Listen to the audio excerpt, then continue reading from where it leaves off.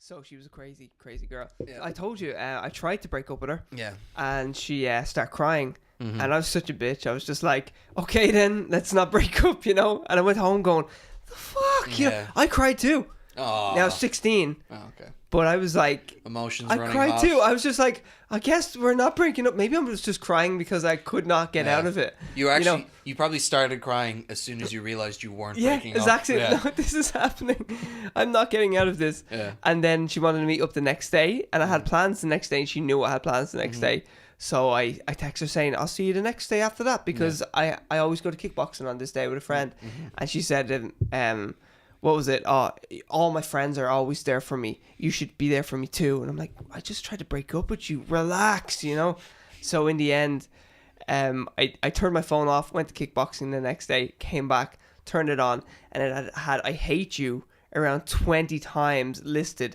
And you can't copy and paste back then on phones. Yeah. So she had to... This is what I don't get. Is as she was saying, I hate you, you think 15 times in, she go, you know what, this is a bit harsh. Yeah, you get sick of it. After typing it, this is a bit much. I'm going to erase this message and rethink this whole strategy. Yeah. But instead, she just sent me 20 times, I hate you. Well, maybe she realized at 20. Or maybe she thought she finally got her message. Maybe when she sent it, she was like, fuck. Shit. But I can't now text him something else because then I'm conceding. Yeah, it's true. So either way, I seen that message and I was like, thank you. And I just texted her because I could text her back then going, I think we need to break up rather than even ringing her. Then she rang me and was like, what? Why are we breaking up? I'm like, because you hate me. And she's like, I don't hate you. I was just telling you that. Yeah, it's insane. I feel really bad though. Her father was like this real tough guy. Like, he was always giving me these looks. We were 16, sexually charged 16-year-olds, you know, as you are when you're 16. Are you trying to fuck her father? Is that what you're trying to tell me? Or? He was always pissed off at me because he knew shit was going on. As you would, I'm sure I'd be the same. Of course. And I remember her on the phone with me, and I'm breaking up with her, and she's crying, and I can hear down the line the door open, and it's her father, and he's like, oh, you all right there, hon? And she goes, get out, Dad. And I just heard him going, okay. And he closed the door. I was like, oh my God, she's a beast. Have you ever seen her or her family ever again? Since my mother works with her mother now. Oh, I'd say that's a tense working environment. You should do an intro because I'll talk about this for an hour. Okay. This will be the Girlfriend Chronicles. Someone's gonna piece all these together in clips. Yeah, I know. Anyway, straight to 16. Here we are. Straight to 16. That's what we call it. Yeah, that sounds like a great movie. It does. Straight to 16. Like one of those Freaky Friday movies. Yeah, or Big or something. Yeah. Straight to 16. Yeah. We should write that down. But let's make it like a 78-year-old man who goes into a 16-year-old girl's body. It'd be like all kinds of messed up. Well, I'm gonna touch myself now. I don't know. He still has his old man voice. He buys he buys a phone so he can take pictures for when he goes back. He goes to her closet and he says, "These are all very provocative outfits." Just a real curmudgeon of an old man. Yeah, she's very like prude. Yeah, and she's like got a colostomy bag and like a nurse visits her every day and everything. They don't even know each other. They're halfway across the world. There's no chance of them switching back. Brilliant. Right. We'll do the intro Straight to this 16. show. Ladies and gentlemen, hello and welcome to the Straight Series podcast, episode 9. Episode 9 indeed, 9. My name is Connor and that is Ian. And welcome to the show. Like and subscribe, share with your friends, all the good stuff that we usually ask of you. Yeah. We should probably get straight into it. You saw Hellboy. I sure did see Hellboy. The train wreck that we were defending last week. It was a train wreck. Have not seen it? Yeah. Yeah, all the critics are right. Oh, no. It's terrible. It is terrible. I thought that would be impossible for all the critics to be right. Well, 85% of the critics were right. It got 15% on Rotten Tomatoes. It went up. Did it? Yeah, it was 14 last week. So last time I checked, let's check again actually. Yeah, we should have let's it up. Step into Rotten Tomatoes here for a minute. And the box office as well. Oh yeah, we should get to that because we need to do our check-ins and all that. It's also failing massively at the box office, sadly. Well, actually, not sadly. It doesn't deserve to make money. But you watch it. David Harbour is really good in it. And you'd want it to get a sequel so they can improve. Now it's back down to 14%. It was 15% when I last checked in. Before I went to see it, I went into. Well, then you left that review, that scathing review of it, because we're an official review site now. Oh yeah, definitely. And, did you see my review on Instagram? Yeah. Everyone should have seen it. All you Straight to Series fans. Yeah, get on it. Get on it. What did I call it? Apocalyptic disaster piece. Apocalyptic disaster pice. Yeah. It is. That's what it is. Like, sadly, like I wanted it to be successful. And as I was saying to you, to use one of the short stories I read from the collection you gave me a lend of, volume 1 of the short stories of Hellboy.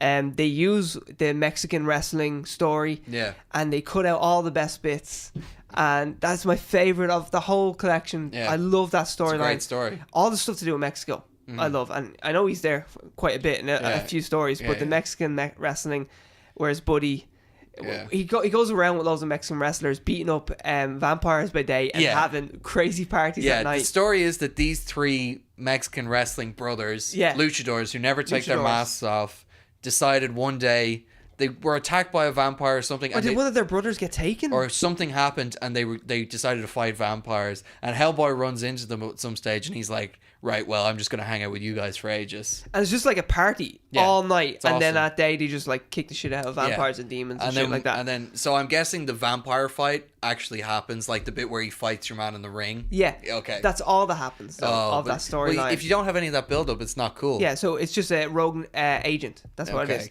Okay. That's right at the start as well. So that's not a big pivotal point in the movie that I'm going to ruin something for people. Yeah.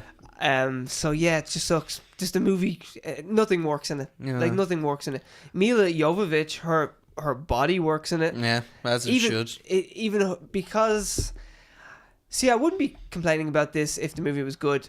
But of course, she has to play the hokey, kind of demoness, kind of like, I will get you eventually, Hellboy. Like she talks in a ridiculous way and manner. I guess she's supposed to be like an ancient demon or whatever.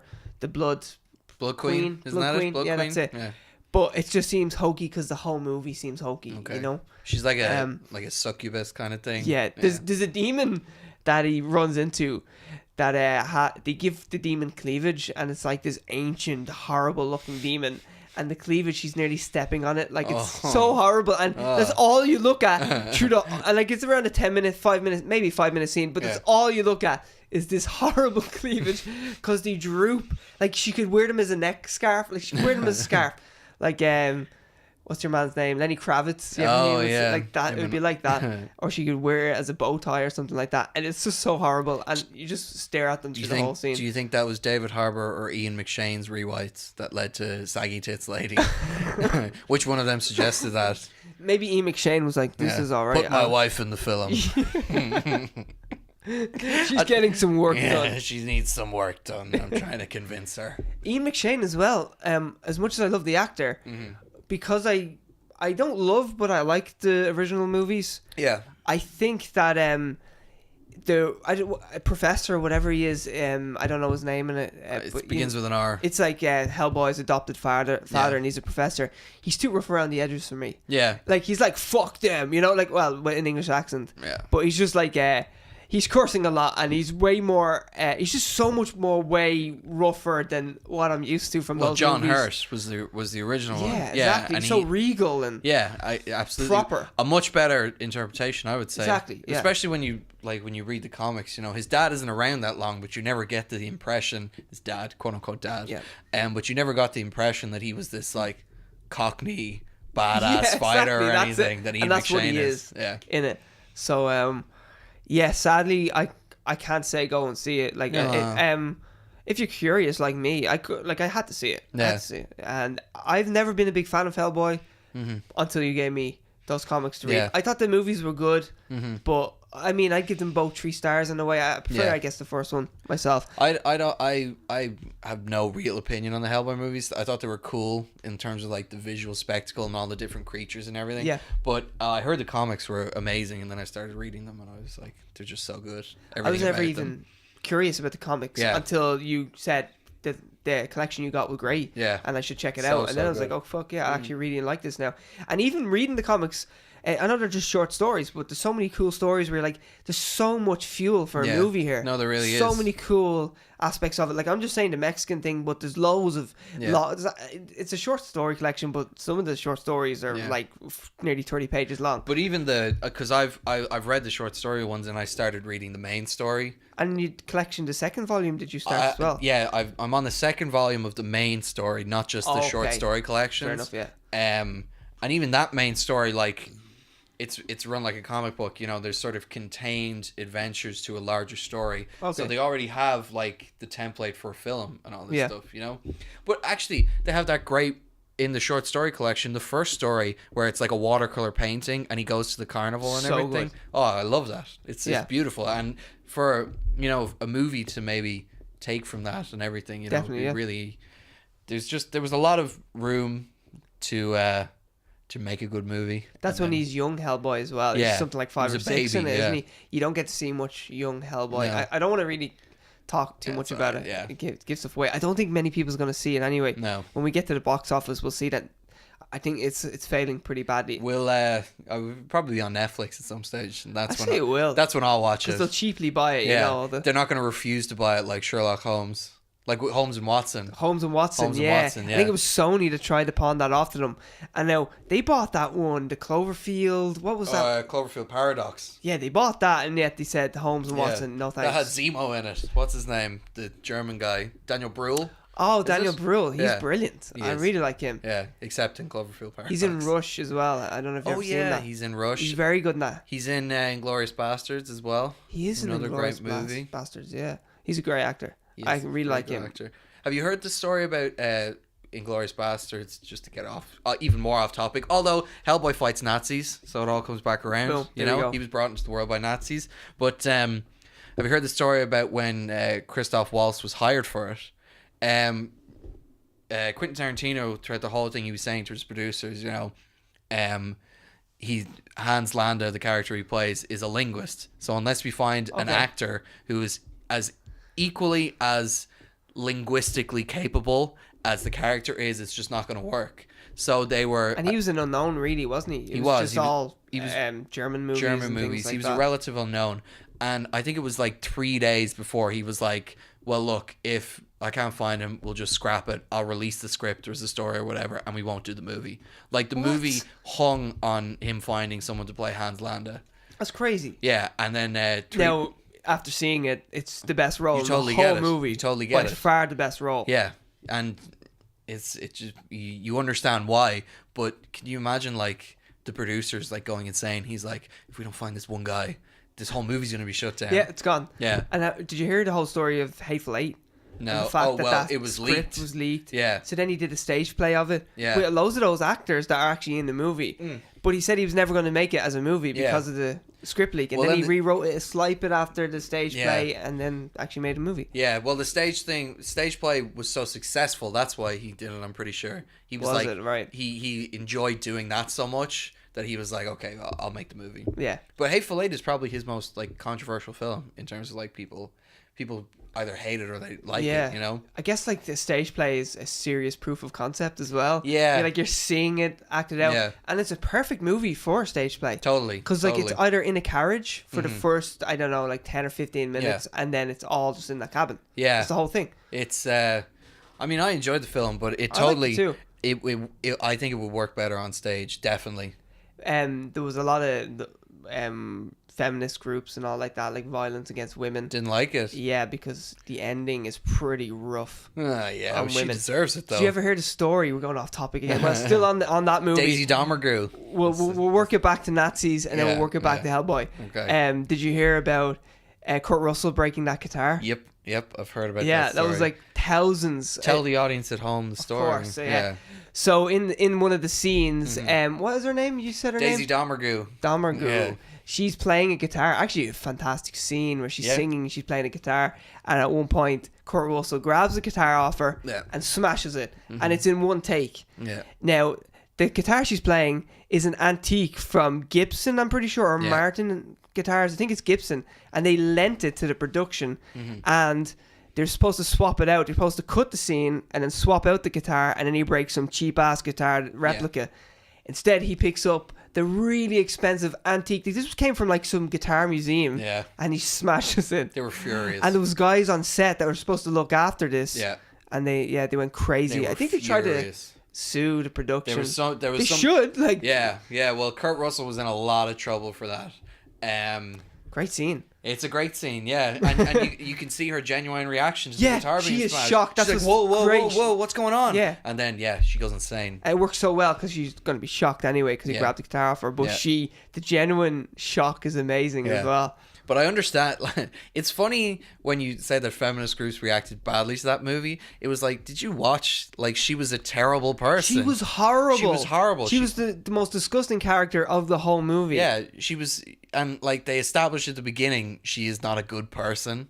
Yeah. And yet, I don't know. Well, maybe if you think about it, I was going to say there's no strong female character, but she's amazing in it. Yeah, But the only strong female character in the movie is the most despicable character in the movie, because the other female characters get butchered as well. Yeah, I can understand if the problem was that other than her there was underdeveloped female characters. I totally get that, because they're in Minnie's haberdashery the whole time, but Minnie is established as being a racist by Samuel L. Jackson. Do you remember? Yeah. He's like, Minnie wouldn't hire no Mexicans, Medican. Yeah.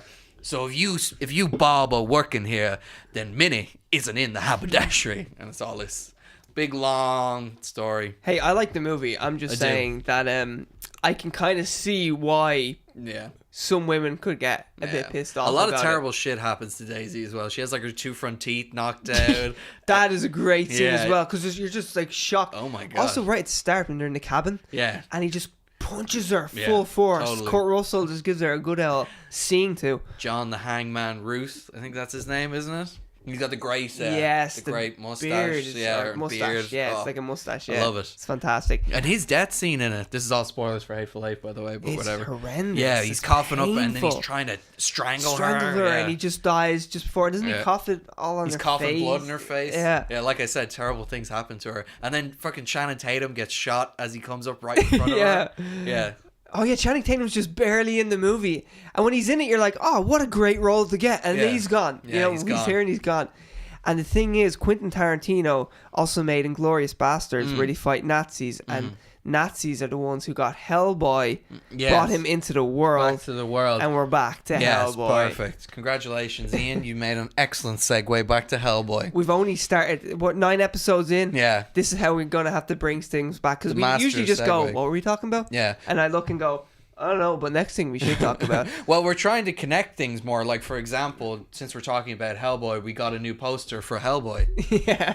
Oh, so place. We're like 2 weeks, 3 weeks late. Yeah. But thank you, Cineworld Dublin. Yeah, thank you. For sorting us out. They're really cool. For our Hellboy poster. Yeah. Our new Hellboy poster. No, it's for Shazam. So I think because all the Hellboy posters, and I'll throw one up on the screen, they look so good. They are cool. For a bad movie, they have a pretty cool poster. Oh, they're amazing. I loved all of them. Yeah. There's like 4 or 5 that I loved. I actually posted them up on Instagram.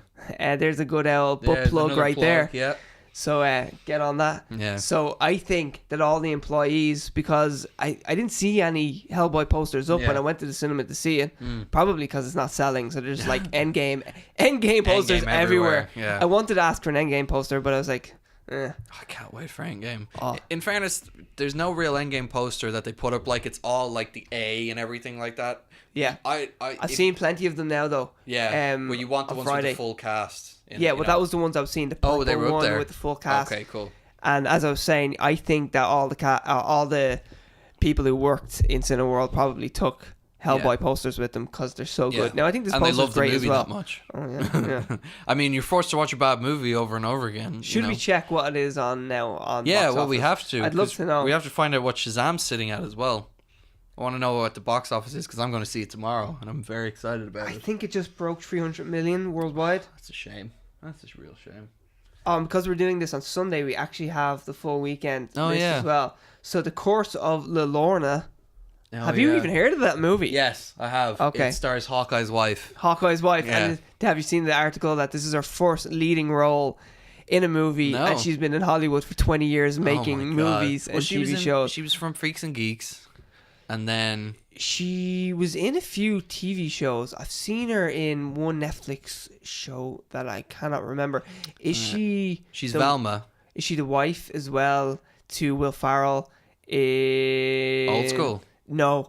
A recent one with Mark Wahlberg. Daddy's Home. Daddy's Home. I haven't seen I think Daddy's she Home. could be the wife in that as well. Well, so whenever I saw her originally, I'd be like, oh my God, it's Velma. And now when I see her, I go, oh, it's Hawkeye's wife. Hawkeye's wife, yeah. Every time. So I still don't know her name. She's getting that Avengers rub now that she's getting her own leading roles. Yeah. Well, who wouldn't want to rub off Jeremy Renner? You know, very handsome man. Be a viciously good rub. Viciously. Did you hear about Tag? Did you ever watch Tag? No. It was a decent movie. I know about the... Yeah, he broke both his arms jumping out a window on that. And yet, this is just where he runs around and playing catch with people. Yeah, he's playing catch with people. And he does Hawkeye where he had to like do stunts and shit like that with a bow and arrow. And he didn't break totally anything. Fine, yeah. And he breaks both arms. Both arms. And it was close to production as well, I think, close, of Endgame and Infinity War. I think it was Infinity War at the time because he did shoot scenes for that. Yeah. That didn't make the movie. Yeah. So, anyway, the box office this weekend, The Curse of La Lorna, it made 26 million, so it's on top. When did that come out? Did that come out this weekend in America? So that's why that's so big. Okay, I don't know what I went into there, but I just want to see, since it's a horror movie, I bet it's like a tiny budget movie. 15 million or something. 9 million, and it made 26 in America and 56 of like sorted. We've talked about it on this before, how horror movies make the most profits. That's why I actually wanted to look there. Yeah. So Shazam is second, so it's doing well. This is third weekend. I hope we. Do you think it'll hit 500 million? No, I don't think so. I think, did you say 500 and I said 450? Yeah. I feel like that's what it was. Yeah. I don't know. Roll the tape. Roll the tape, yeah. Here's the flashback. And we're back. To the present. Yeah. Yes, I remember saying, you put in, I'll cover my mouth, and then you just put in what the number is. Yeah, whatever number it was. The number is. Yes. Indeed, yes. I recall that. Yeah, excellent. Movie magic, everyone. Yeah, there you go. I'm still not going to edit that shit in. I don't think so, yeah. Sorry, guys. It's just me essentially blocking my mouth from the mic, so none of you could understand what I was saying.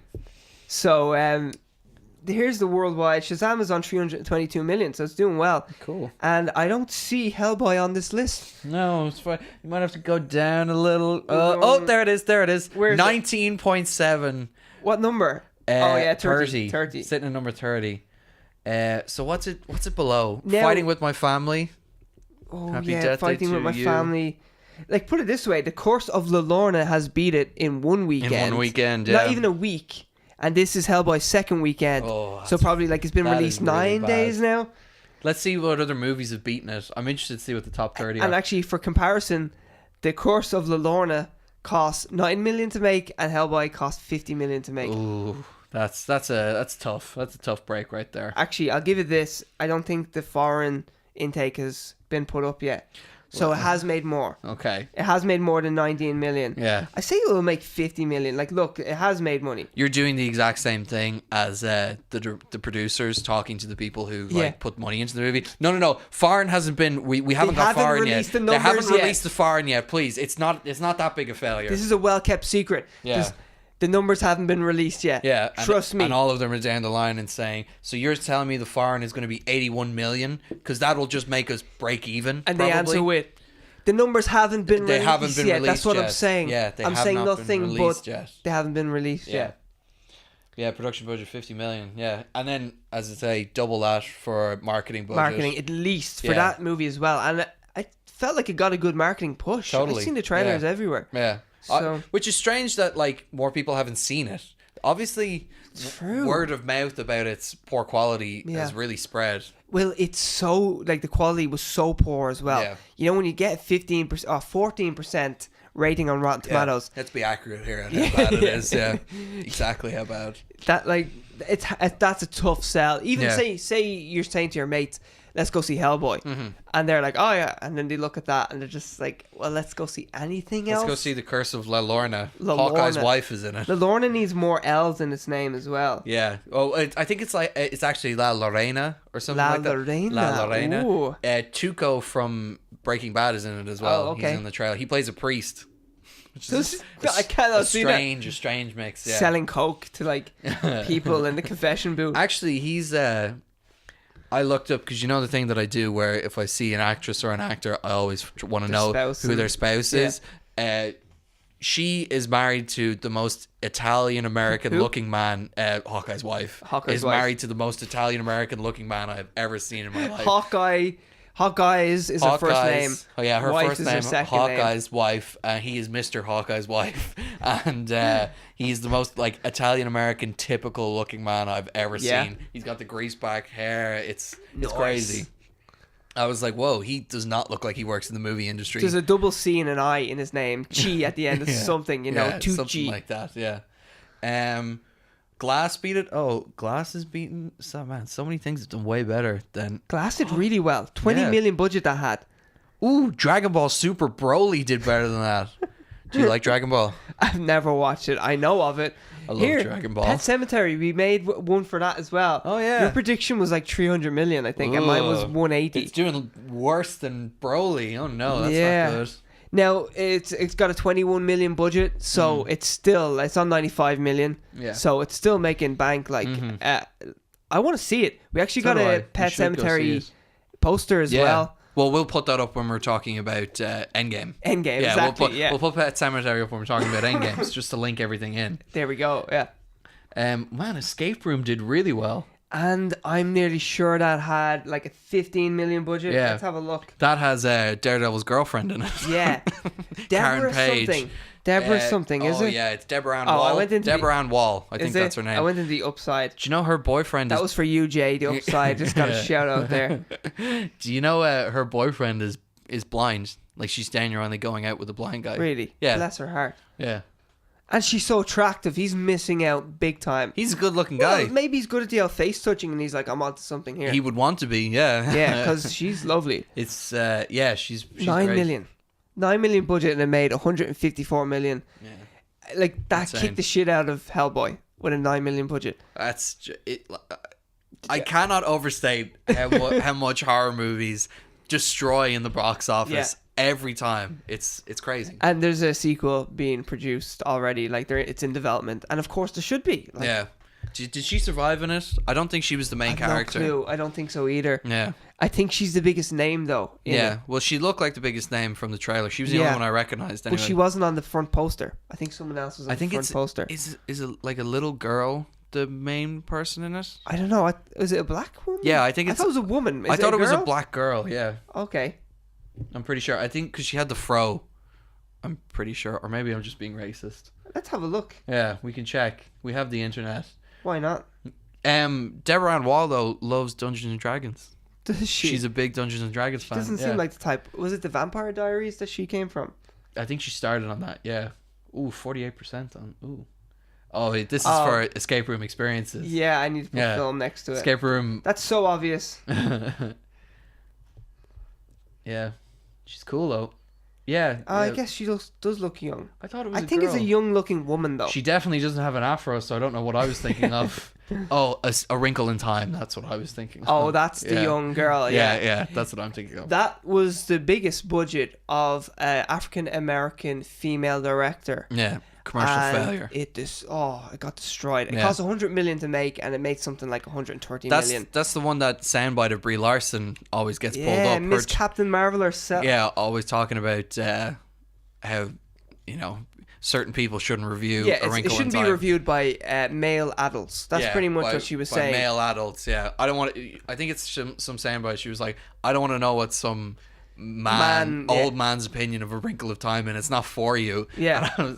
Which, half fair, but also, who's bringing the kids to this movie? Exactly. Yeah. And also, like, that means that no male can, like, I don't know, critique a kid's movie, because it doesn't even look like. Even though the main star is a young female, there's also a boy that's with her as well. Like, it's made for kids. Yeah. It's not made for young women or young female children. It's made for children. Yeah, and Chris Pine is in it, so arguably it's made for older people as well. Yeah, and Oprah's in it. Yeah, Oprah as well. People love Oprah. Yeah, exactly. Most popular woman in the world. Yeah. Yeah. So, Ellen would be Ellen, but she's a lesbian, so there's like a cap on how popular she can be. I think, like, Oh, do you think Oprah's got the whole like? Yeah. She's got this black empowerment thing going on big time, and just woman empowerment in general. Yeah. Like, she uses the phrase "shero" a lot. Oh yeah, I've heard that before. Yeah, it makes me sick in my mouth a little. Well, there's She-Ra cartoon on it's supposed to be really good on Netflix. Yeah, apparently it is. Did you see all the complaints though about the She-Ra cartoon? No. It was like She-Ra in the 80s looked like exactly what you would imagine a superheroine in the 80s looked like, you know.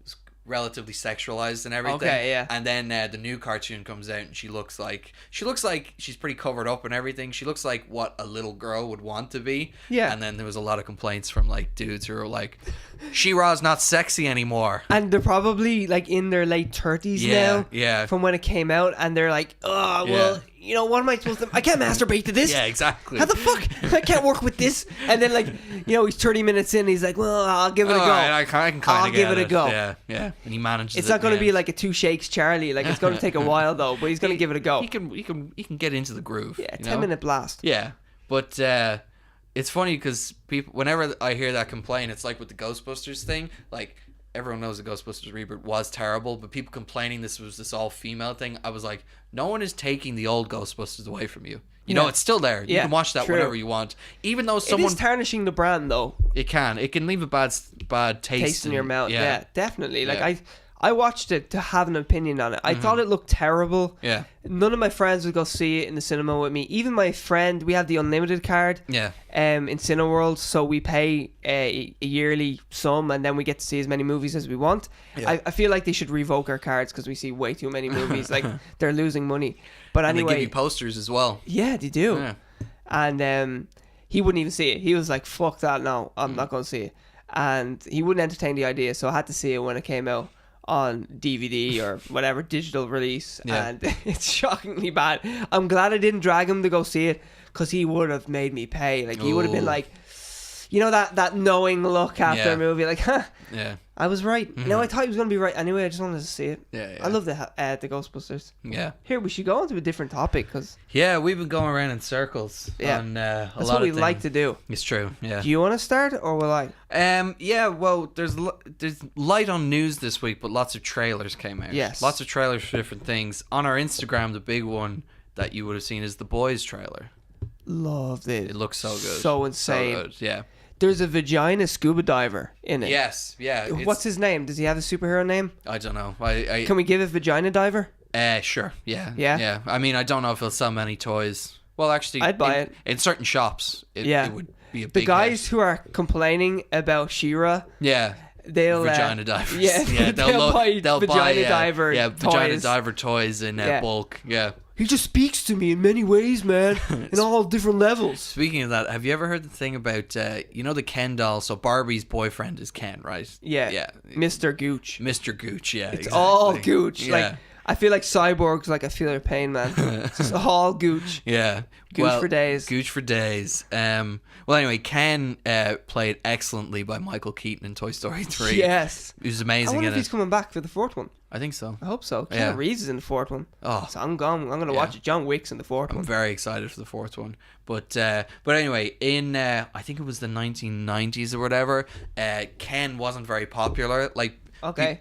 like girls weren't buying him or whatever. So they sent this guy in, and they're like, "We need you to go out. We need you to find out what people want, like what men are wearing now." I love how they sent him in. Like, where did they send him? Into This social is the key groups? thing. They sent him into like clubs in LA or whatever, specifically in West Hollywood, and people will know West Hollywood.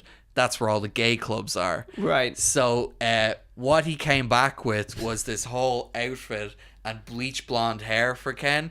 And they essentially made Ken gay. Yeah, pretty okay. much. And they gave him this necklace that all these men were wearing at the time, and it had this circle on the end. And literally, the doll has this circle. And if you Google what this meant in the 90s, this was a cock ring. And No depending way. on how and where you wore it, it would signify what sex act you wanted to do. And they put it on the Ken doll.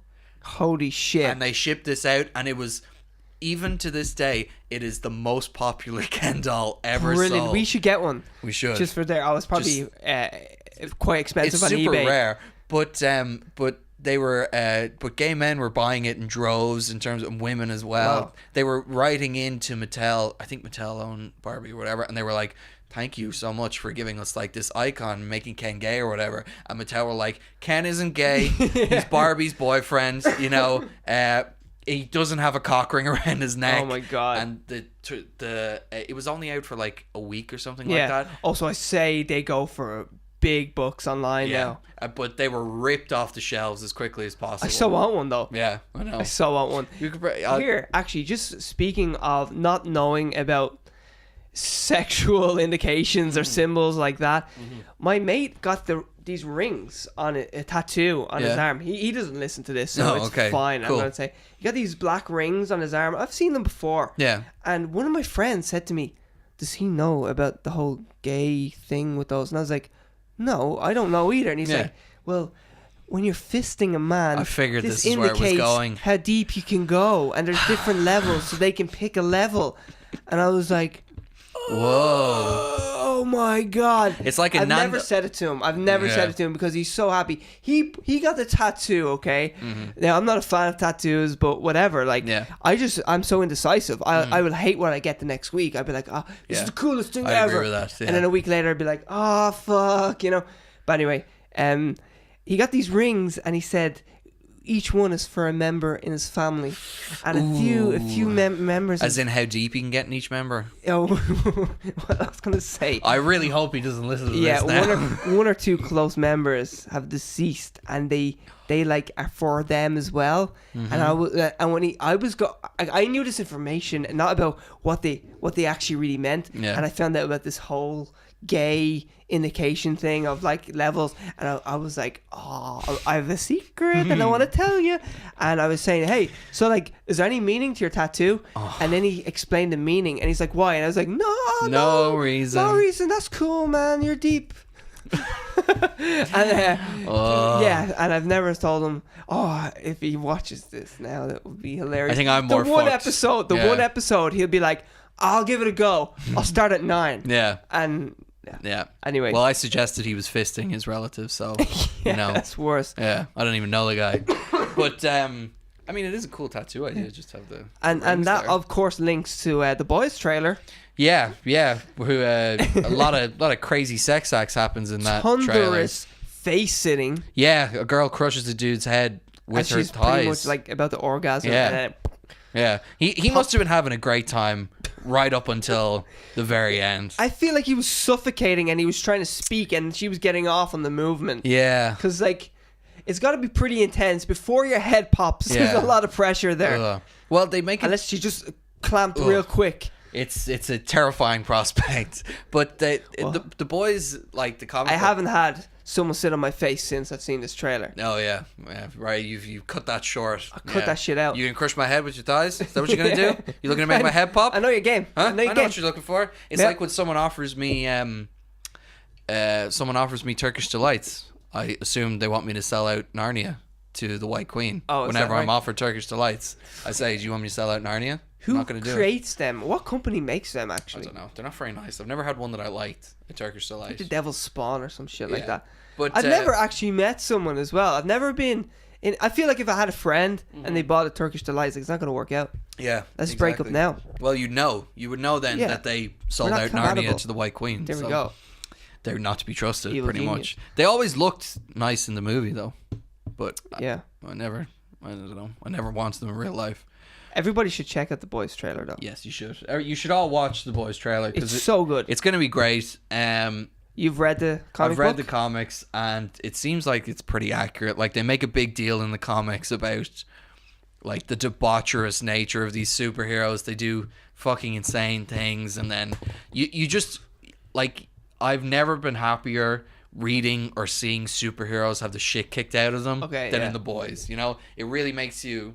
They do this great job of setting up this world where, you know, like Preacher is a twisted, humorous take on the Bible, biblical, and like, you know, myths and things like that. The Boys is a dark, satirical take on superheroes and what they would be like in the quote-unquote real world. Well, it's about like a squad policing these kind of rogue superheroes, and I'm really interested, and don't give it away.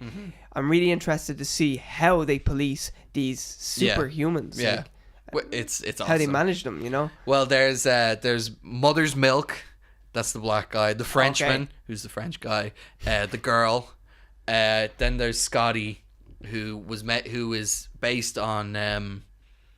Oh no, it's not Scotty. It's Huey. Huey. Sorry, it's young Huey. That's his name, and he's based on Simon Pegg. And that's why Simon Pegg plays the dad of the guy in it. And Carl Urban is Butcher, Butcher. What a name. Billy Butcher as well. Billy Butcher. And I didn't know if they were going to make him English, but obviously from the trailer he is English, so it's awesome. Looks really good. It's on Amazon. Yeah. So it's a big thing for Amazon to develop. Yeah. It looks like they threw money at this as well. I'm very excited to see how it turns out. Hannah came out as well for Amazon in March, I think. Oh yeah. And Joel Kinnaman was the father in it. Oh. Yeah, it's a take on the Saoirse Ronan film. I think it's a book, isn't it? I think it's a book. I think it was maybe a series of books. And then your man Eric Bana, he's in it, isn't he? He's in the movie. In the movie. He plays the father, and now Joel Kinnaman plays the father in the TV series. He's coming back for Suicide Squad, right?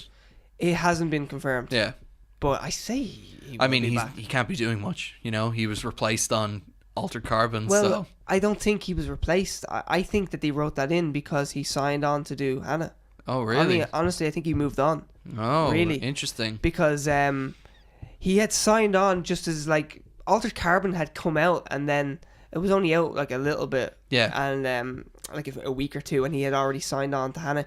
I'm not even sure. Maybe he signed on before Hannah came out, or before Altered Carbon came out, because I remember just reading the article I read was saying, oh, shit, he might not be back for Altered Carbon. Like, how's he supposed to do 2 TV shows? Yeah. And Amazon seemed to like to take their time filming these shows. Like, Jack Ryan, they spent a fortune on that TV series. Yeah, I feel like I saw the first Boys teaser, like, mid last year or something. I think it started production there. Yeah. It was at the Comic-Con, wasn't it? September. Yeah. I think they showed a teaser. It's in September. It feels Is that like when Comic-Con's on? It feels like I've been waiting ages. Yeah, Comic-Con. Well, there's multiple Comic-Cons throughout the year. Yeah, but San Diego is the big one. Yeah.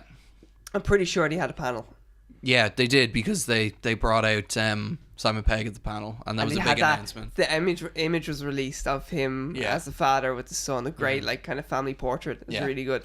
It's it's going to be a good show. Really hopefully. hyped for that. And since we're talking about Joel Kinnaman and the Suicide Squad, it looks like Batista might not be in the reboot sequel. Requel. I like it. Yeah. I like it. They can Suicide Squad the requel. The requel. Oh my god! It's have that. It's a James Gunn movie. James Gunn. They should use it. That's a James Gunn name. Yeah, definitely. The requel. The requel. Or at least, like, that's the log line on the poster. Yeah. You know, it's the Suicide Squad. The requel.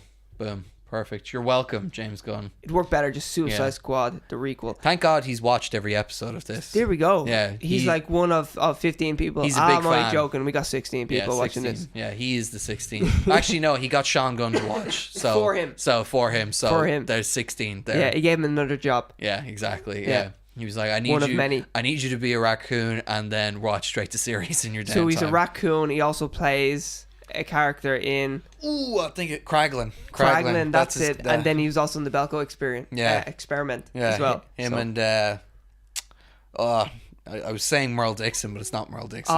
The guy who plays Merle out of The Walking Dead. Yondu. Oh my god, I can't remember his name now. He's in Super as well. He's great. He's so good. Yeah, he's really good. Yondu. Yeah. Oh, did you say that? Yeah. Sorry. I wasn't listening. I was just looking at you. I thought you were saying Yondu. I was like, that's not his name. Yeah, I know that's not his name. But anyway, Batista looks like he might not be in the Suicide Squad because now John Cena is getting courted for Peacemaker, which is the one that Batista, that they were looking for Batista to play. Yeah. I think Batista is signing on for a lot of shit right now. Yeah, like 3 trailers came out over the last week of Batista in various comedies or something. And Stuber, My Spy. Is it My Spy? Yeah, and something else. And My Little Spy. All of the trailers are garbage. Yeah. Garbage. And at the moment, he's filming June with Denis Villeneuve, I think is how we say his name. He's French. Yeah. The guy who did Prisoners and he did the last Blade Runner. Yeah, which Batista was in. Exactly. Yeah. So he's shooting that, and supposedly that's going to be a 2-parter, really. Like, they're hoping that's going to be a 2-parter. Cool. but it's massive production it is. So he could be filming that because the Suicide Squad's supposed to start soon, like this summer. It's into the summer pretty much now. It's we're on the edge of summer, really. Yeah, like, it's roasting outside. It's warm in the studio here. Oh yeah, big time. It is very warm. That's why we're drinking our not sponsored carbonated beverages. But could be sponsored. Could be sponsored by these people. We can't say their name unless they sponsor us. Yeah. By these people. Yeah. I love the taste of. Hang on, put it in here or whatever. If they sponsor us, I love the taste of. So refreshing. So refreshing. I feel like a new person. 0 calories. Zero. Coke. Okay. Anyway.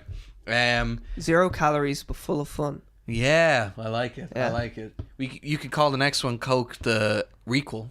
The requel. There we go. There you go. Call everything a requel. Yeah. It's just a good name. That's what the next Alien vs. Predator will be. The requel. Yeah. They're on track because it was AVP, Alien vs. Predator, Requiem, Alien vs. Predator, the requel. The requel. I like it. The best tagline for a movie ever. Whoever wins, we lose. I love it. I like to put that on other movies. Batman v Superman. Whoever wins, we lose. We lose. Yeah. As an audience. Suicide Squad. Whoever wins, we lose. Yeah. Aquaman. Whoever wins, we lose. Boom. Brilliant. Yeah, it works. It works for all movies that I dislike. Here, John Cena, I thought was going to be King Shark. Oh yeah, because his voice is so deep. I thought he'd be great as King Shark. But if they're going to do Peacemaker as this, like, because in my head when I heard about Peacemaker, he's this vigilante. If they're going to do like this all-American guy vigilante, John Cena is a much better choice for it than Dave Bautista. If they're going to go for like a mock Punisher, Dave Bautista is the choice. But if they're going to go for like this all-American badass, John Cena is the one to go for. And spoiler alert, John Cena might make an appearance on a Got Juice episode. Yeah. Oh, definitely. He's. I know it seems like a rhetorical question, but we're going to ask that question either way. He's under some serious scrutiny from the Got Juice panel. Who select who we talk about, which is everyone we work with. We essentially just ask them, who do you think is on steroids? It sparks this debate instantly. Really does, yeah. And in the workplace. There are some terrible answers and there are some good answers. But everyone's Tom Holland, you're safe. Yeah. The amount of people who said Tom Holland was on steroids. Do you know what one there recently? No. Oh, Shane, I'm going to name drop you. Oh. He said Halle Berry. And I was like, get the fuck out of here. No. Halle Berry is on steroids. Definitely not. And then I said to him, oh, well, are you talking about maybe the James Bond movie that she did? You know, the beach scene? Die Another Day. And he was like, oh, no. Like, all those other movies she did. I'm like, what? Maybe Swordfish, Catwoman? where she got $2 million for her breasts. Oh, my God. $1 million each. $1 million each, yeah. $1 million for each breast. Worth it. Yeah. You can only do that once, though. Because, like, once they've been out. Once they're out there. We've all paused that. No, it was a popular scene. Or the scene where she's getting changed and she's got the mic on, the wire, she's wearing a wire. Pause that scene as well. Or when Hugh Jackman has to hack while getting a blowjob. Oh my God. Yeah. What is Swordfish as a movie? I don't know. It's like soft porn, it sounds like. It's strange. It's actually got a great opening where John Travolta is talking about movies. Oh. Can you remember that? No, I haven't seen it in ages. Oh, he's talking about bad guys in movies. It's actually really good dialogue for a movie it's okay. Yeah. Is it kind of like in Kill Bill Volume 2 where Bill talks about Superman? I can't remember that scene. But yes. Okay. We'll say that it is, ladies and gentlemen. I'm going to be refreshed right now. Time to refresh with no calories. 0 calories, but all the fun. Carbonated drink. Is it 0 calories, but all the taste? That sounds like it should be. Have a Coke on us or something. That was a song for it at one stage, wasn't it? Have a Coke on me. I don't know, something like that. Is there more news? Because, I mean, Dark Phoenix trailer. Yeah, the Dark Phoenix trailer, which we both begrudgingly enjoyed. Yeah, it was a good trailer. Yeah. For a movie that I actually want to see it now. I was always going to see it. Yeah. But now I actually want to see it out of interest. I'm still not sure if it's going to come out. He's been saying this for like a year. I'm still not sure. You know, The Gifted was just cancelled. That's that X-Men TV show. Wait, only 2 seasons? 2 seasons in. Like, literally, Disney is chopping everything X-Men. So, you know, Dark Phoenix. I think they're selling it now, though. This is like a part of the marketing. Is like it's the long goodbye, you know? Yeah. Like, this is like the farewell tour. And they are actually marketing it as the farewell movie to the X-Men Can you imagine series as we know it. Can you imagine having to do press for that movie? and they're like, so difficult. They're like, so, you know, this is the last one. Are you excited to see what Marvel will do with the franchise? And then they just keep asking. Which is every question. Yeah. And also they'll be like, are any of you been approached by Marvel? And you know the answer for all of them is no. No. Except maybe Fassbender. And then you're like, oh, so you know your character, like you think you're getting a good question. It's going to be like, oh, so your character develops quite significantly in this movie. Yeah. And do you think Marvel are going to... Yeah, do you think Marvel are going to do the same thing? Or are they going to go a different direction with your character? Yeah, so they start like reading the... So, you know, the Phoenix story is a very popular comic book panel. Who do you think Marvel are going to hire to play your character next season, you know? Yeah, it's just like... Why? I mean, Sophie Turner was already... She's playing Jean Grey in the movie, but she's been like... talking a lot about Game of Thrones at the moment, and like the psychological effect it had on her playing that character, and that Maisie she's lived that role for so long. That's though true, yeah. But I know everyone has done it for 8 years or 9 years, but she was so young, like Maisie Williams. It's so weird. Yeah, like, and now we watched them grow up. Now she's engaged to Joe Jonas. You know, what a life she's had. She's like 23 and she's engaged. Yeah. Fuck. Yeah, she's engaged to Joe Jonas, who's I think he's 30. Is he? I think he's significantly older. Wow, good for him. I remember She's watching... very attractive. She is. I remember watching... there was like the Jonas Brothers TV show. It was on RTE like every month. I never watched it. It was on just before I think the Teenage Mutant Turtles was on, so you know, I'd always catch the end. But think as well, age gap between us. I would have been way too old to even...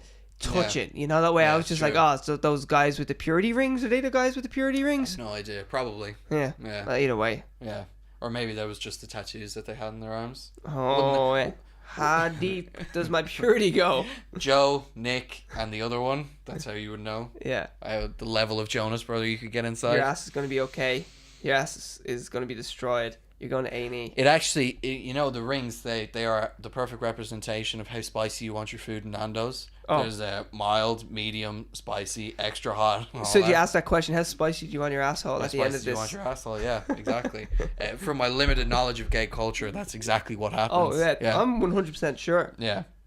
It's all facts we're speaking here. Spewing facts. I'm about to get refreshed again. Oh, yeah. Excellent. Refreshing. I can barely handle this refreshment. It's so nice. I'm finished all my refreshments. Oh, we needed it though. It's so warm today. Yeah. So warm. Either way, Phoenix. Dark Phoenix was looking June 7th. Yeah, for the first time I've thought this movie looks watchable. And Jessica Chastain looks like she's not a real life character in it. Yeah, she's obviously the representation of the Phoenix Force. She's got the old devil on the shoulder. Yeah. Vibe going on. I mean, Fassbender looks cool again as Magneto. Of course. Yeah. Well, they all look cool, I think. They all look good. We were saying... Except for Jennifer Lawrence. I've never liked the makeup. Neither have I. I've never liked her as Mystique either. Because she's such a big star, they're always pushing this Mystique character big time. As someone who's like this really important member. But you feel like they nailed her down earlier on before she took off? Like the Hunger Games. She did like the Hunger Games and then she did that movie. And she did like First Class, you know, and I feel like they nailed her down with a contract in First Class. Yeah, and she had to do at least 3 of them. Yeah, and like obviously the negotiations for the last movie, this movie has, I'd say, crushed them financially. In First Class, she was just a big star, but then before they did, but she wasn't like Lawrence. No, like I was gonna say J-Law. But by the time Days of Future Past comes around, she was the biggest star in the world. Yeah, she was huge. Yeah. And she had won an Academy Award. Yeah, with Bradley Cooper, the dancing movie. Silver Linings Playbook. Great movie. Yeah. Really liked that movie. And then she did... Robert De Niro's great in that movie. You loser! You fucking loser! I love it. Yeah. You fucking loser! I hate you. Oh, Robert. Yeah. He also did Dirty Grandpa, a movie which I found okay. Yeah, I haven't seen it. I will probably not see it. I'll go see it's either Dark Phoenix or Bad Dirty Grandpa or Dirty Grandpa that day. Go see Dirty Grandpa. Yeah, really. Yeah. It's equally as long and probably not as bad. Yeah. Well, we never know. Dark Phoenix looks good for the first time, in my opinion. True. Yeah. Yeah? Yeah. Yeah. No. Oh. Actually, maybe. Yeah? Actually, we're going to say yeah. And while we're on trailers, Hobbs and Shaw trailer. Oh my God. The movie was released. Yeah. It's a 3.5 minute trailer that shows you the beginning and the end. The and whole movie is in the trailer. And it looks fun. Yeah, but I've seen it. Yeah. Like, I know what happens now. It looks like the silliest, wackiest... here's a statement. It looks like the silliest and wackiest Fast and Furious yet. Crazy. That's even... That could even happen. Yeah. You know? I always say, you know, when is Fast and Furious going to space? You know? Why not? We're getting close. They could fight aliens in space. Totally. We are 100% getting close to Fast and Furious in space. And you know the spaceships that they're driving will have like NOS and shit like that. Absolutely, yeah. And you know the way you can't hear anything in space? Yeah. Oh, you'll hear the revving of the engines and everything. Yeah. Fast 10, I'm telling you. Because Fast you have X. the X and everything. Perfect. It's perfect to go to space. And they're going to be racing spaceships and shit like that. All the scenes, do you feel like they're not even in astronaut suits? Like, you just see Dominic Toretto in his wife beater, black shirt. Yeah. And there's gears in the spaceship. There has to be gears, and there has to be pedals. What happens is the spaceship starts taking off. Dom jumps on it in his wife beater and is holding on all the way up into space or whatever. You see, if it was The Rock, I would have said he would have held on and grabbed the chain and stopped that spaceship from taking off. Yeah, because he would slowly pull it down. Pulling down a helicopter. Not today. By the way, The Rock looks worse in that scene pulling that helicopter than Chris Evans does stopping the helicopter in Civil War. Because he has the moment where he's doing like... He's flexing the bits. He has it like... Does he have it like this at the start? And then he flips to have the... and you see the tricep popping. Bapping. He looks huge in that, but The Rock holding onto this helicopter. Well, the difference is he's Captain America. It's true, yeah. With a super serum. Where The Rock is just on whatever juice he's taking. The Hobbs juice. Yeah. Flowing through his veins. And just put context on this. He pulls, it looks like he pulls a helicopter down. With a steel rope. While a chain? A chain, steel chain, sorry, It's a steel rope. Yeah, steel rope is a chain, while his Samoan brothers are continuously attaching pickup truck onto pickup truck, and the helicopter starts lifting.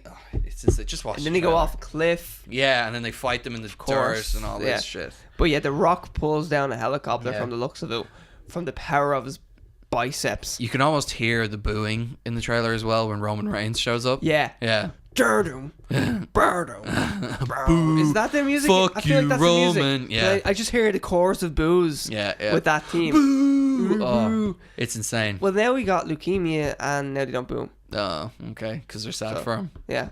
Boo. I don't want to boo a guy with leukemia either. I'm just saying. Obviously, he kind of like no remorse at all. I mean, doesn't change. I've no opinion. I've no opinion on Roman Reigns, but just because he's sick doesn't mean you still don't like him as a wrestler. True. So, if you really didn't like him, commit and boo him no matter what. Now, that's my opinion. He used the leukemia within his wrestling persona, though. Did he? Yeah. Well, he came out and he kind of broke kayfabe.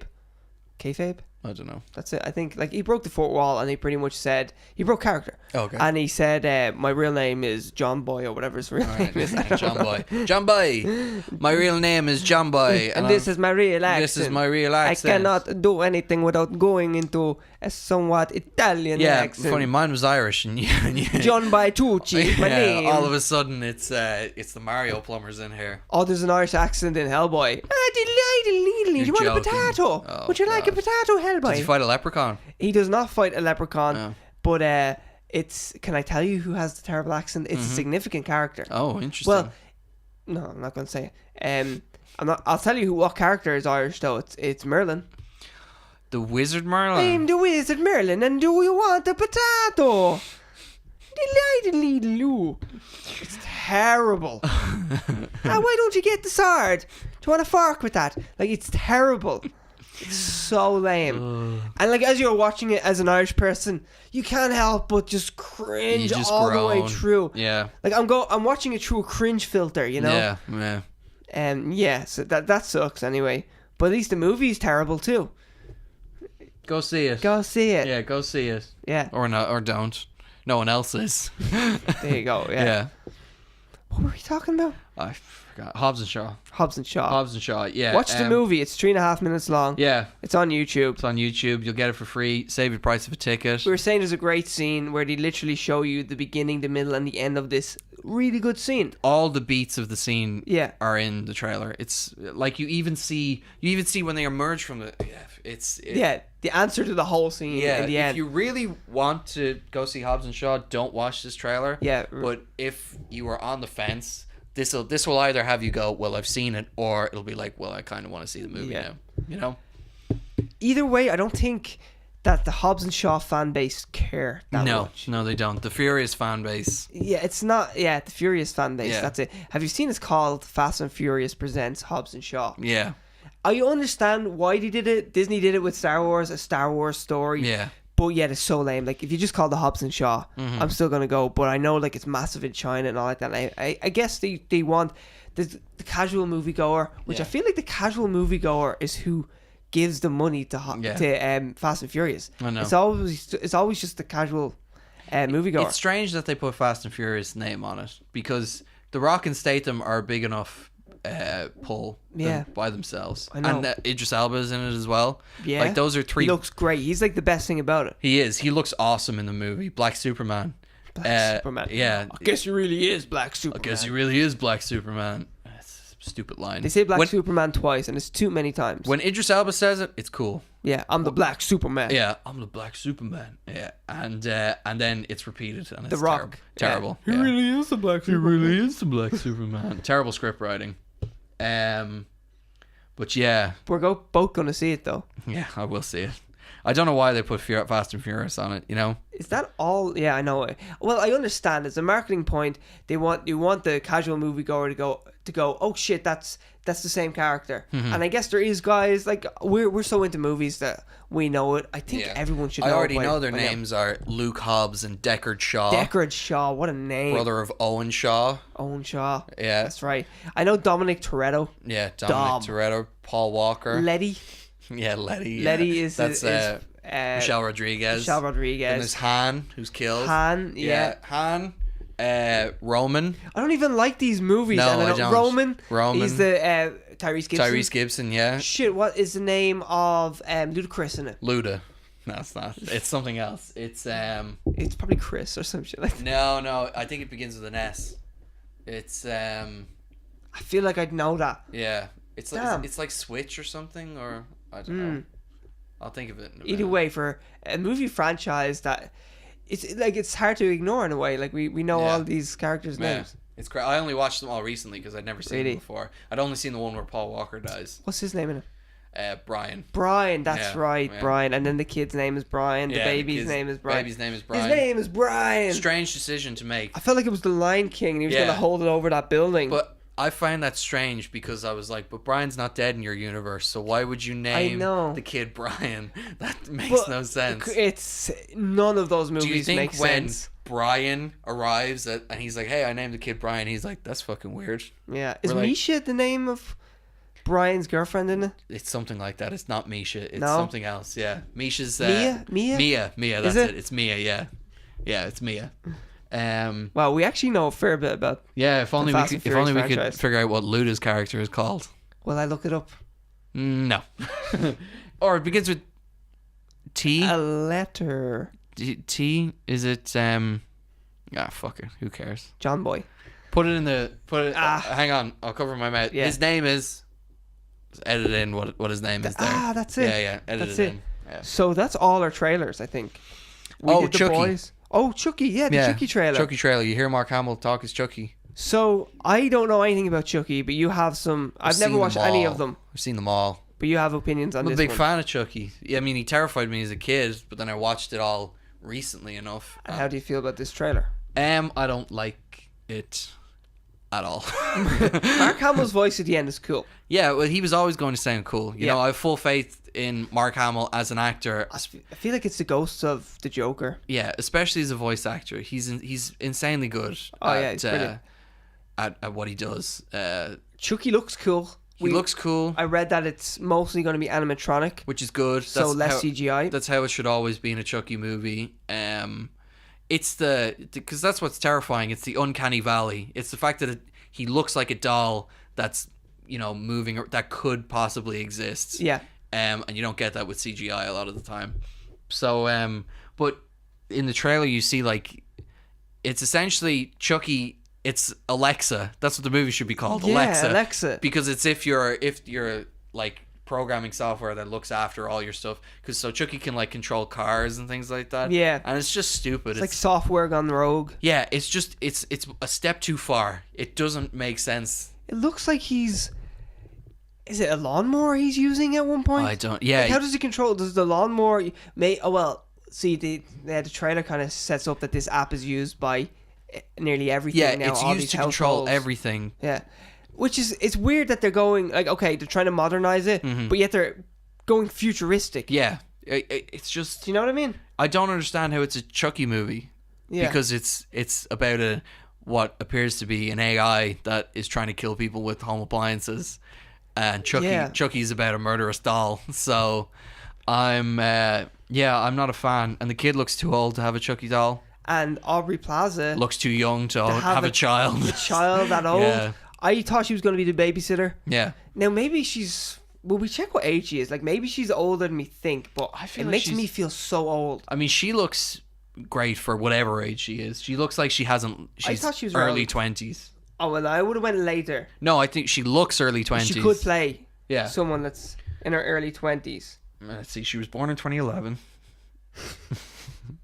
No, she wasn't. She really shouldn't have a kid. 84. Oh, okay. So she's 34. What? Wow. She's nearly 40. Even in that picture there, she could pass for a 25-year-old. Or like, let's say a 28-year-old. That was 2019 as well. Yeah, exactly. Yeah, she looks super Yeah. young. 34. Wow. And the movie comes out in June. Who's Jeff Bano? She goes 35. Oh, you need to see the spouse. I need to don't see you? what her spouse looks like. Yeah. Yeah. Her partner. Oh, he's fine looking. He's an He's American a screenwriter, a screenwriter. film director, and he's older. He's 41. Fair play to him. He's not even like this super good looking Go actor. Jeff. Go Jeff. Yeah. Yeah, good for you. Way to go, Jeff. Yeah. I mean, her and Chris Pratt have great chemistry on Parks and Rec, but Do that's they? all- I've never watched it. Oh, Parks and Rec is great, but the two of See, them. if you're watching that though, she's super young in that. Yeah, well, that's the thing in my head. She'll always be that Yeah, character. There you so, go. yeah. But 34. But here, look at her there. I mean, she looks pretty old in that picture. That's a bad picture of her. I think she still looks like late 20s. No, I think that's a bad picture of her. Yeah. Yeah. I mean, yeah, late 20s. I wouldn't All right. say 30s. You kick her out of bed and I'll let her into my bed. Okay. 34 That's fine. though. You can have the sloppy seconds. Well, you're not even going to touch her. Well, I'm just gonna mark off on my arm how deep I get. How deep and you then, get. and then I'll move on. You know. I'll see. You tell me what mark and then I'll choose. Yeah. Okay. If it's super spicy, fuck that. I always have it super spicy. Is it? That's it. That's my go-to flavor in Nando's Yeah. and the bedroom. Everyone drink Coke. There we are. I've just secured our sponsorship right there. Nice. Yeah. Spicy Coke. And our Nando's sponsorship as well. Yeah. See, she looks super young. Yeah, she does. Oh yeah, she looks so young. Yeah. Either way. Either way. Yeah, it makes me feel old that she's playing a mother Yeah. in a film. It's. I was excited about the Chucky movie, and then I saw this trailer, and then it sort of sent me down a spiral of not liking the movie. I thought the trailer looked fine, but I don't really care about any of the other Chucky movies. I haven't Yeah, seen them, so yeah. I'm not attached to any feelings. Well, I was just like the last two Chucky movies have been sequels, and they've been like really good. You were saying, yeah. So I'm just wondering why they decided to switch things up, because to me it's not working as someone who's a fan of it, Yeah, and I know I what you don't mean. think the movie is going to attract many new Chucky fans. Yeah. Oh, you never know. Yeah. It seems like there's a resurgence now of horror movies in general. Like they're crushing Yeah. it lately, even with the small budgets. Like there's still loads of small budget movies, Yeah. horror movies that don't make over 100 million. But all those like classic horror movie remakes never do very well. Halloween being an exception. And Pet Sematary is doing quite well, but I think Stephen King has just had a resurgence in general because of it. Yeah, but Pet Sematary isn't like a beloved horror franchise. It Yeah. had two movies, one that had Clancy Brown in it. And, it's not a beloved, like, for example, when they rebooted Halloween in the early 2000s, and it was done by Rob Zombie. and it was critically Yeah, that's panned. supposed to be shockingly bad. And then they did it as well with Friday the 13th, rebooted it early 2000s. No one liked it. Same again, Freddy Nightmare on Elm Street rebooted it. No one liked it. So I think this is just the most recent reboot of a classic horror franchise. I suppose, but I think though after it and Pet Sematary is doing well, I feel like there was one other one that done quite well there recently. I mean, Us. Well, I mean, that's not a remake. Yeah. Oh yeah. I suppose. Yeah. But yeah, it is a crushing remake it. that did really well. Either way, Pet Sematary and it opened up the floodgates for Stephen King. Like, there's loads of stuff now in the works for Stephen King. And actually, you can see the It parallels because clearly in the Chucky trailer, they have those 4 kids who are preparing to fight Chucky quote unquote, fight him. So obviously they're looking for that, It Stand By Me kind of feel. Yeah, true. I don't know. I'll probably see it. Oh, you're still going to see it. Yeah, I'll hate watch it. Hopefully it does worse than Hellboy. Then I'll feel okay. It could be alright. Yeah, alright. We should talk about the Swamp Thing teaser. Oh, yeah, we can. There was a teaser for Swamp Thing. Yeah. It's not cancelled. Even though you should explain the backstory to it because I'm not too familiar. So they released a teaser there, the DC Universe, which is DC's streaming service. Yeah, where Titans and Doom Patrol are. Doom Patrol, and they're developing like some Harley Quinn animated series as well. Mm-hmm. That Margot Robbie will not be voicing. No, it's Kaylee Cuoco. Yeah, from Big Bang Theory. Yeah, she's nice. She is. She's a very attractive lady. So yeah, the next the next original content they're gonna have, the next series is Swamp Thing, which was such an odd choice because it seems very difficult to do. Yeah. But anyway, so it's coming out. It's been in production. I think it comes out in May. Mm-hmm. And they were just filming the 10th episode of a 13-episode season. 13 episodes being too long, as we've established. Well, yeah, they established that as well now. Yeah. So abruptly, they shut down production after the 10th episode. And he decided that that's going to be the season 1. And now they have to go and reshoot some of the 10th episode to rework it into a good finale to finish off the season. And supposedly the crew and cast are like so pissed off because like obviously they probably read parts of the script. They probably know the whole idea behind the first I don't season. think they did an end game on it on Swamp Thing where they were like, God, I hope you don't give spoilers to people. Yeah, you can't. God forbid someone knows what happens in the finale of Swamp Thing. The only person who knows what happens at the end of Swamp Thing is Robert Downey Jr. Yeah, that's the only person they're allowed to read the script. He's the only person who's given the script. Yeah, for Swamp Thing. So, they shut it down, and now everyone's speculating that it's cancelled already before it even came out. So they're just going to release one. They released the Damage Control teaser the day after. Yeah. After all these reports that it stopped abruptly. So yeah, good luck watching that. Yeah. That makes me excited. I mean, the the teaser is 45 seconds long. It's a fine teaser. It's totally fine. Could be made in an afternoon if you were working on the movie. So he looks like Swamp Thing in it. It's dark. So it's hard to tell. It is hard to tell. But in this brief teaser, he looked like Swamp Thing. So put it this way, I'm not going to watch a single episode of this. Probably not. I was interested in it. I've been keeping up with Doom Patrol. Is it good? It's still good, yeah. Still good, consistently good. Well, do you wonder now? I feel like DC Universe, the whole streaming service, is going to go under really soon because it's $7 for Disney's streaming service that's got a ton of things, like ton of titles. So I think like they're just going to cancel it. Like how can they go? Well, we've got Titans and we've got Doom Patrol. And you've got everything else in the world, it's so difficult. Well, yeah, they say we got Titans, and someone goes, "That's on Netflix." And then, well, for us, but in America, it's obviously not on Netflix. Yeah, but also like Titans is crap, as we've established on here before. It's really bad. Even though they're gonna hire Jorah Mormont actor to be Batman in the next season, I know, which is great casting. Yeah, great but casting. Don't worry, as you watch the season, it consistently gets worse. So it doesn't get better. Worse, yeah. It actually peaks at Doom Patrol, which is like episode 3. Yeah, I think it's episode 4 is Doom Patrol. Is it? Yeah, and that's the best episode. And like it's bad. It's in a sea of shit. Like that's it. Like it's the only good one. It's a lighthouse in a storm. The Doom Patrol episode, and which and the Doom Patrol TV series is awesome. It's great. So I'm glad good. to hear that. Yeah, because I enjoyed that episode. So that's Swamp Thing. Yeah. Good luck. Swamp Thing will end up in a swamp. Boom. That's gonna be sound. Yeah, that sounds like a thing. That's the title of the article. Swamp Thing can't leave the swamp or something like that. Yeah, it's going to be something like that. When it's a commercial failure.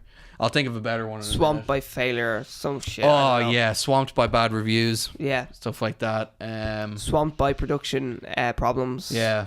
Yeah. Swamp Thing shit. That'll be another one. Swamp Thing can kiss my ass. Yeah. I want to fist Swamp Thing. It's so terrible. We're talking about fisting a lot in this episode. Hey, listen, it's a hot topic right now. It is. It's a spicy Very topic. hot topic, yeah.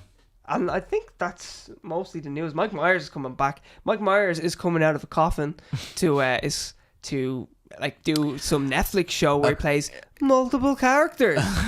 Mike Myers coming out of a coffin would suggest he is ageless like a vampire, and we all know that Mike Myers is aged. Well, his career poorly. is coming out of a coffin. Yeah. Because it's been dead for a while. Well, he hosts a TV show in America Does he? as a character, though. In full makeup, he plays a character hosting a TV show. Oh, so you're confirming that his career is indeed over. dead. Yeah, it's dead, yeah. Right. So no one even knows that it's Mike Myers doing it. Well, he's in Bohemian Rhapsody in a ton of makeup as well, and you wouldn't know. Arguably the worst part of that movie as well.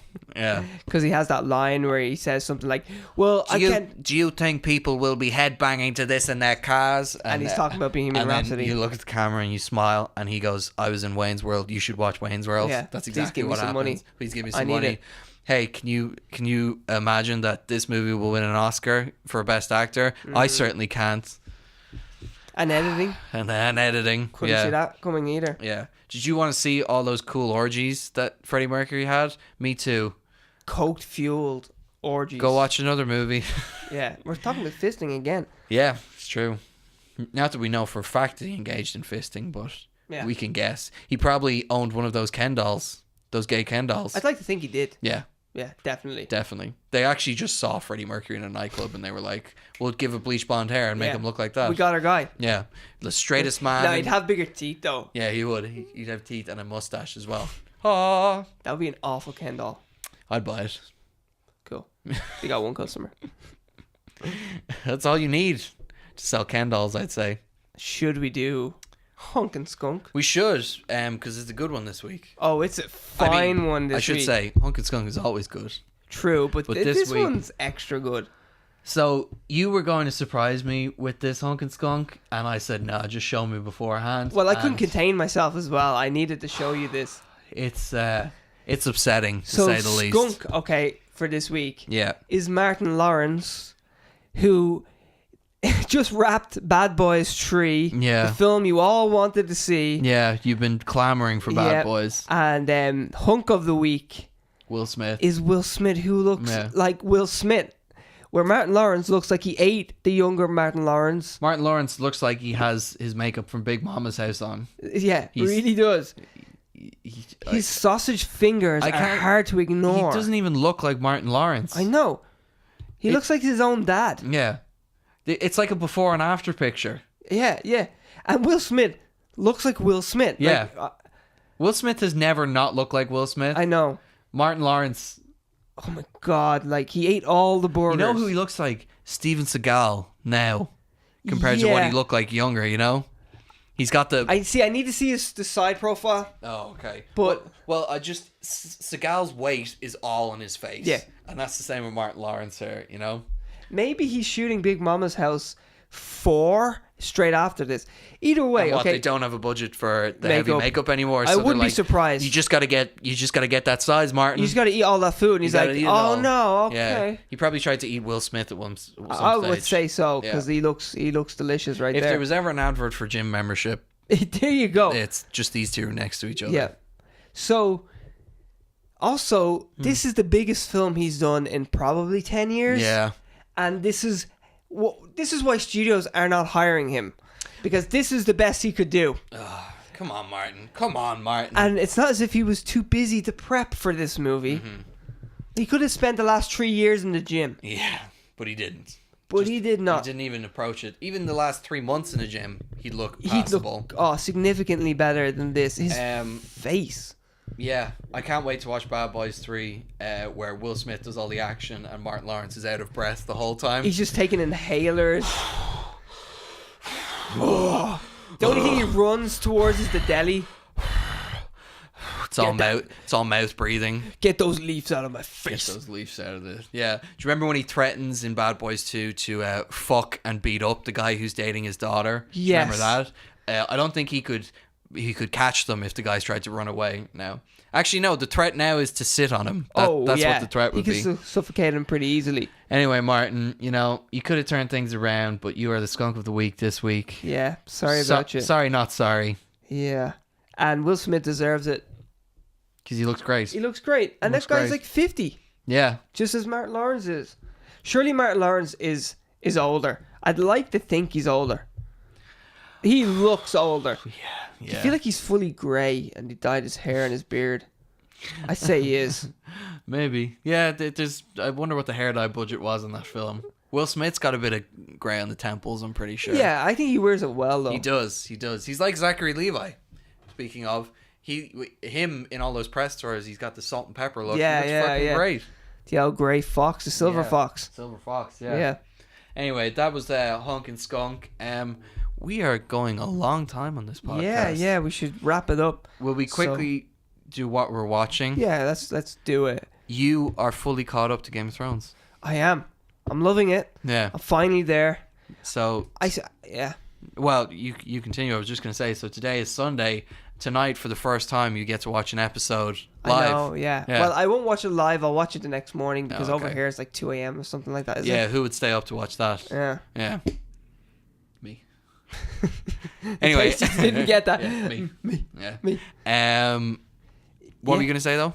I was going to say that I read that a lot of people were let down by the newest episode, but like I don't see how it could be any different. Yeah. Like you can't have a war in every episode. Yeah. You know? By the way, over the next few weeks as Game of Thrones is coming out, it'll probably be full spoilers on this episode for the last one because we're probably going to talk about it. Yeah, but we can keep it vague for this. With not a huge amount happened in a way that will spoil it. Exactly as much as you would expect for a season opener happened, you know? Now, I do understand there's only 6 episodes. Yeah. So you're like, what's weird is the pacing in the last last season and this season, because you're so used to seeing the characters on other sides of the world. Yeah. And say, like, you're traveling to a war. Mm-hmm. They're going to, like, storm the beach or whatever. Mm-hmm. There's, like, 3 episodes. They're getting ready. They're traveling. And then there's the war. Yeah. Where now we see them go, have the war, and come back in one episode. Yeah. And it's a bit jarring at first because you're like, whoa, I'm so not used to this pace anymore.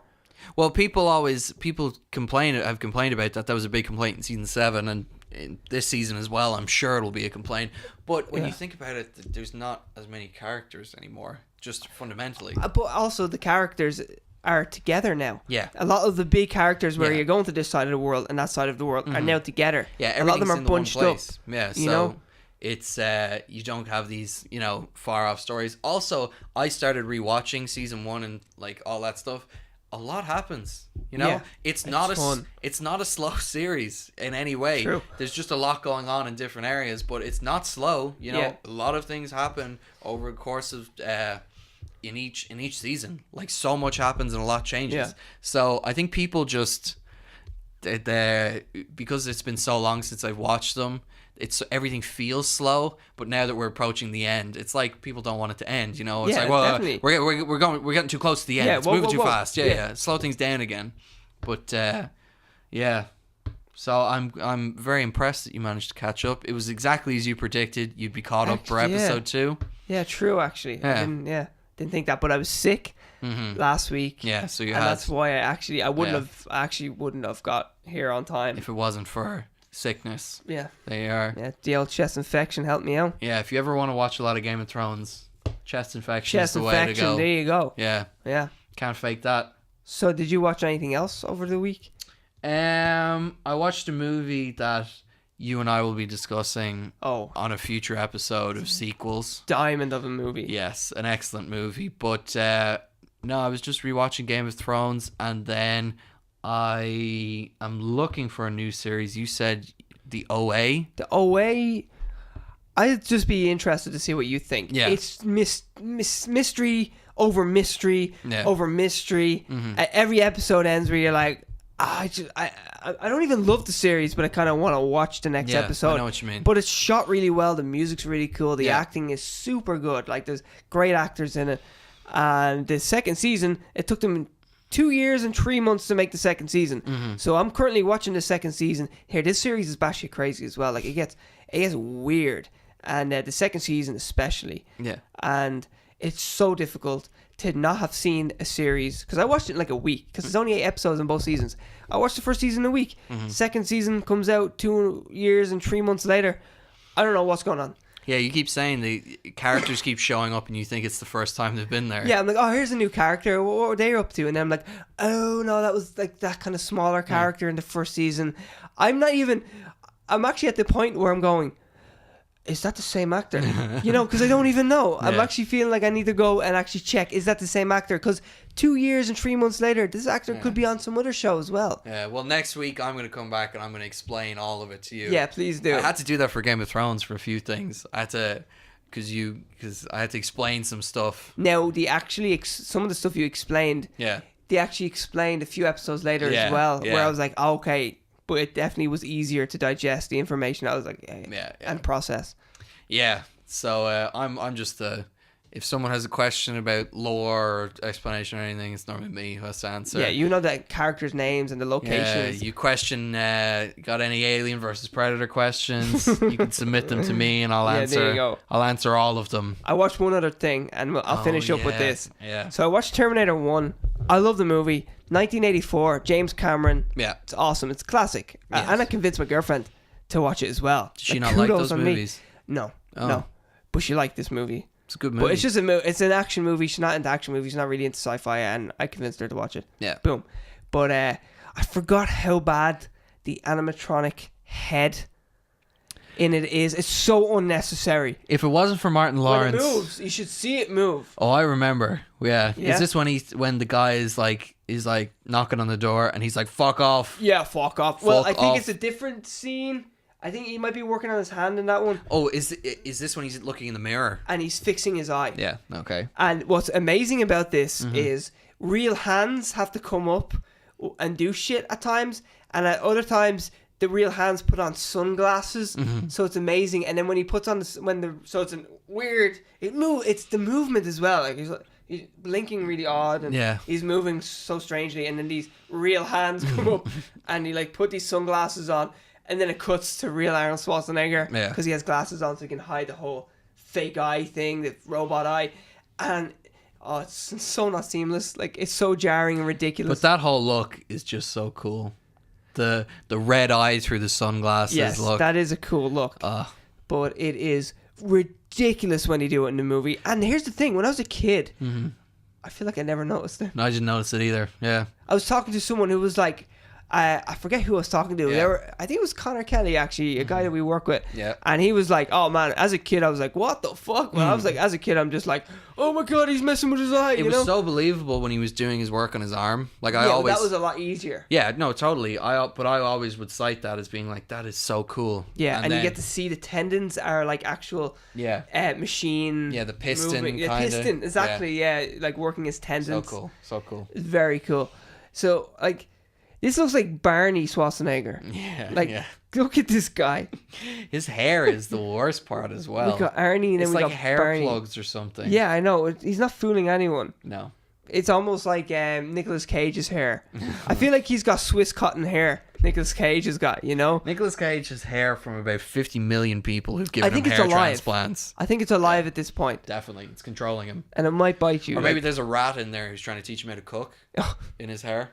Yeah, Ratatouille all the way. Your Ratatouille I like it. Out there. But anyway, yeah. I didn't, as a kid, now I've watched it many times before, but I still forgot how bad it looked. And so unnecessary. Yeah, it is. They surely could have done something else. It was a real low budget movie. Yeah, it was. They saved on lighting by just going to areas that had good lighting. No, he was looking for.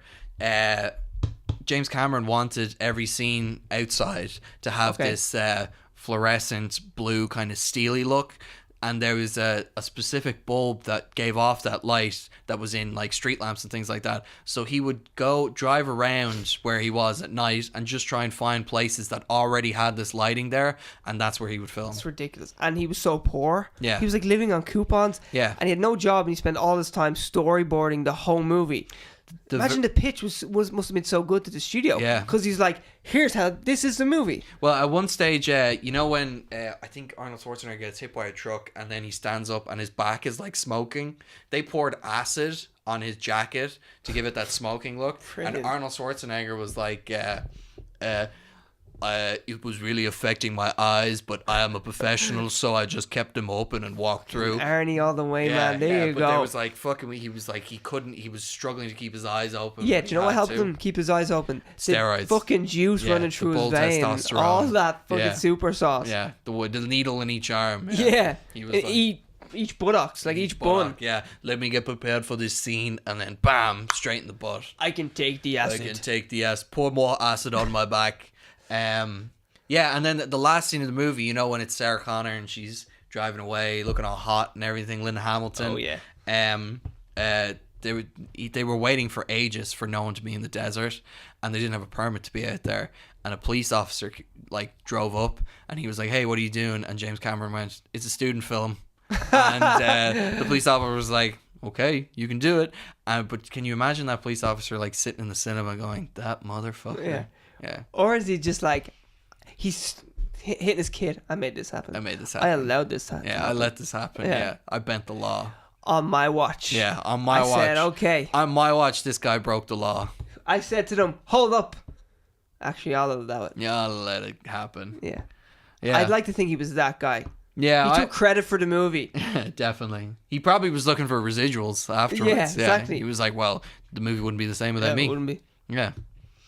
Yeah, fuck. I should watch that movie. Yeah, you should. It's awesome. I love that. It's great. I want to watch the second one. Kyle Reese as well. Love Judgment Day. Judgment Day is so amazing. much. Kyle Reese is so cool. Yeah. I love the product placement of the Nike runner. It's classic. So good. You know, now I think people will give you shit over that. Like the Corona in Fast and Furious. Well, that's blatant. Yeah, you know? it's so blatant. But that's pretty blatant. When you actually watch it, Yeah. It's very blatant. Like, you stop on the runner, and it's a shot of just the sneaker, as they would say in America. Yeah. It's just the sneaker coming down.